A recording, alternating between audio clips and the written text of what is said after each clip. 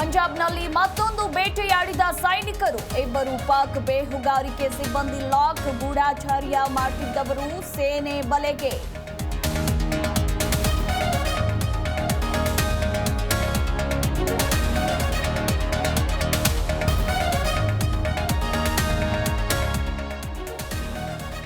ಭಾರತೀಯ ಸೇನೆ ಸಮರಾಭ್ಯಾಸ ನೋಡಿ ಪಾಕ್ ಪುಕ ಪುಕ.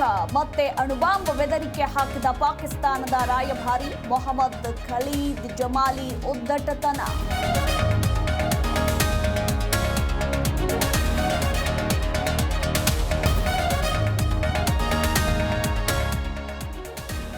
ಸಿಲಿಕಾನ್ ಸಿಟಿಯಲ್ಲಿ ಬೀದಿ ಕಾಮಣ್ಣರ ಕಾಟ. ಮಠ ಮಧ್ಯಾಹ್ನವೇ ಯುವತಿಯರಿಗೆ ಕಾಮುಕನ ಟಾರ್ಚರ್. ರೆಡ್ ಹ್ಯಾಂಡ್ ಆಗಿ ಸಿಕ್ಕ ಕೇಡಿ. ಸಾರ್ವಜನಿಕರಿಂದ ಧರ್ಮದೇಟು.